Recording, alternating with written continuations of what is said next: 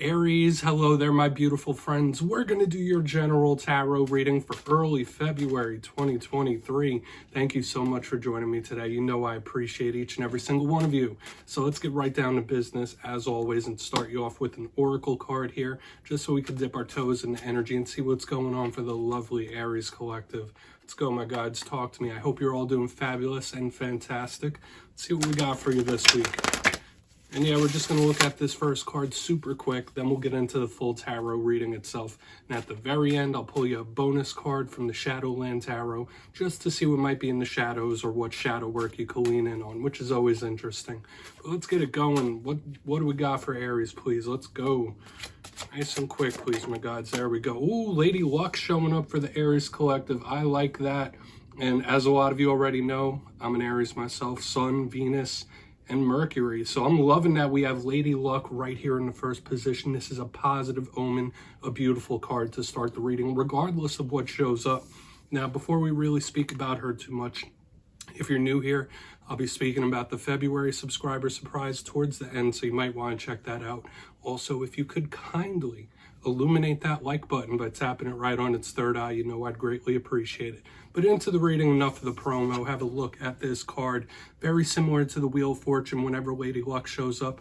When I see it in a reading, it says a lot of you could be experiencing big swings in luck. If you've been a little down lately, something really nice might happen. This is an awesome card. You see the symbolism. We have the slot machines, the poker chips, so there could be some sort of big shift in your luck.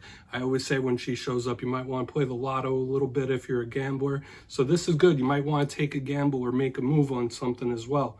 But the tides could be turning. Change can be afoot, especially when Lady Luck shows up in the front. But that could be separate from the whole reading itself. So let's just put her down there. We're going to get into tarot now. I'm going to get you 3 cards in the upright before we get the intuitive juiciness flowing. Let's shuffle it up here one time for Aries. See what we got for you, my friends. And yeah, Lady Luck there, that's just a footnote, the first card, okay? She ain't going to make or break it.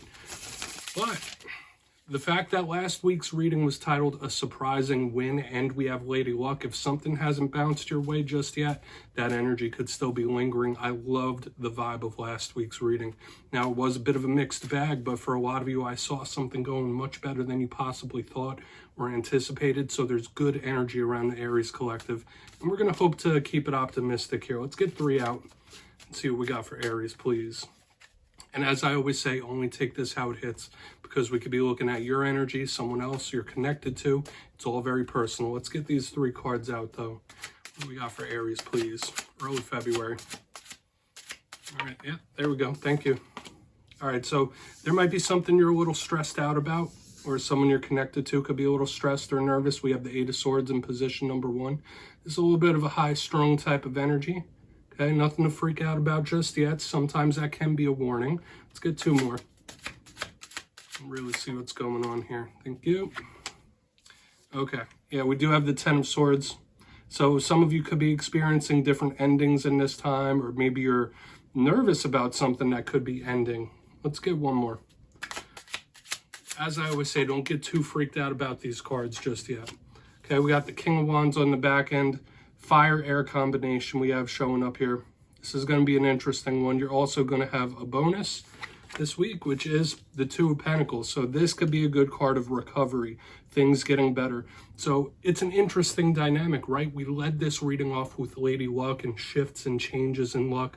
So some of you really might be stressing about something, or there could be someone you're connected to that's really high strung, because we have the double air with the fire with the main part of this spread.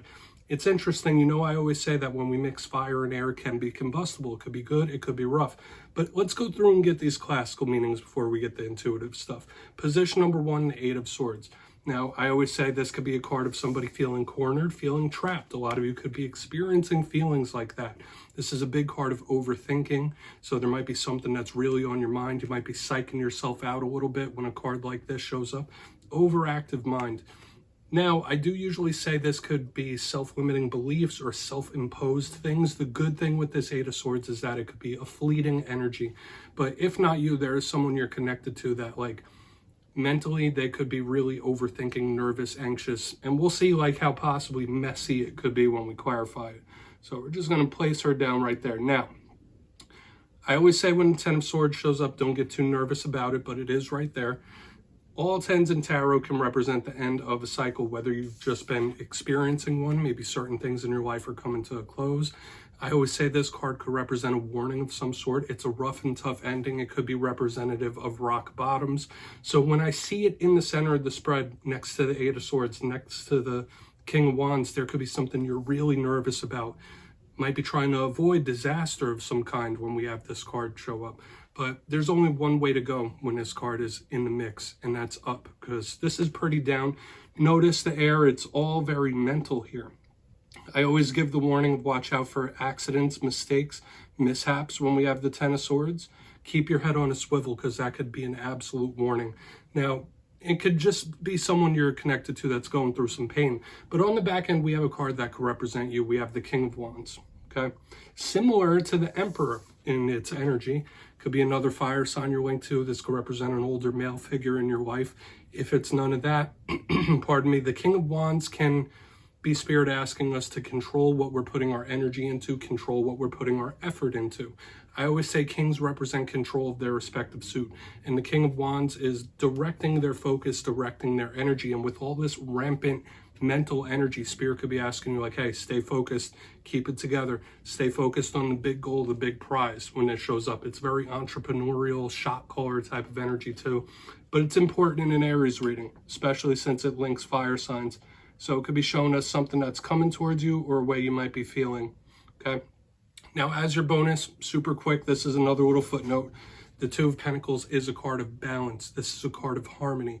Now, all twos could be decisions, choices, partnerships, but when I see it after the stuff we got going on here, especially bookending Lady Luck in the beginning, you could be coming into a time of prosperity when this card shows up, or things could start balancing.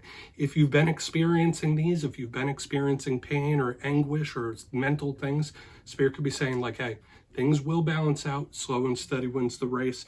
Or it could just be something harmonious, something going better than you thought, which is good. But with all that being said, let's dive deeper. We're going to jump in and clarify.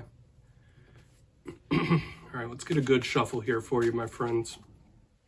Let's see what's going on for the Aries collective, please.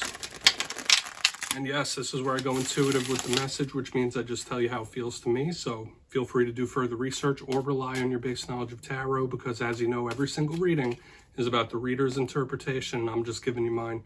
Let's see what's up with that Eight of Swords. And as always, if you're a reader yourself, please feel free to play along. That's why the box is here. If you're feeling any messages that you want to deliver to Aries, you drop it in the comments. I don't mind at all. All right, Eight of Swords time. What's this about? Why is the Eight of Swords here? Thank you. Five of Swords. Okay, yeah, there could be something that you're finding very difficult to traverse. This is like some sort of mental conflict. Yeah, I would say this, if not you, there could be someone you're connected to where like mentally they're really going through it. They could be a mess. And I've been saying that recently for some other signs, and it seems like it's working its way over to Aries. Now, when I see the Five of Swords, it's a card of conflict to me. Yes, in its most positive, it could represent like determination, really watching out for yourself, making sure you win or come out on top. But this could even represent narcissistic individuals. So this could be a warning if you're connected to any narcissistic individuals. You might feel trapped by them. You might feel cornered and things like that. But this is a spirit straight up saying that like somebody is in some mental anguish, mental conflict, and it could be messy. That's what I'm seeing here, okay? You see the imagery on this card, it's not that nice. And I try to keep things as optimistic as possible. Once again, more air. So the mental energy, yes, it could be conversational, but this is somebody who is like really mentally wound tight. Okay, we're just going to put that down right there and move over to the Ten of Swords, because we might have a couple of warnings in this spread, especially if it's all fire and air. That's explosive energy, like I said earlier. So let's see what's up with that Ten of Swords. I'd really like to see a little bit of earth in this spread. That would really ground things down a little bit. So why is that Ten of Swords here? Thank you. Okay, this could easily be somebody not speaking about how much pain they're in or how they're feeling. We have the Page of Pentacles in reverse here. There could be someone that you've stopped communicating with or stopped speaking to. When we have the Page of Pentacles in reverse, you might be having big issues with an earth sign as well. But to me, this does possibly feel like little endings and someone just not wanting to speak about it. Or if you're going through a tough time, or if someone you're connected to is going through a tough time, they're not really wanting to talk about it. Okay, they're not feeling too optimistic either. This isn't somebody who's super hopeful about the future when we have the Page of Pentacles in reverse. So it links in with what we have here. Luckily, we do have a little earth grounding this down, where Spirit might be saying like, all right, it's not going to get much worse than it already is. You just need to keep things on track. This King of Wands is very important, but we do have multiple warnings, and they're of the mental nature, that there could be somebody really hiding something hurtful, painful that they're feeling and going through, okay? Usually, I always say this is a card of messengers, a card of conversations, a card of speaking. In reverse, this is somebody keeping their lip zipped. But yeah, this is an emotional warning of some sort, or even a mental one, that somebody's just going through a little bit of anguish. And I'm still getting that vibe that there could be somebody trying to avoid a disaster of some sort. There could be something you're thinking like, oh, I don't know how this is going to turn out well.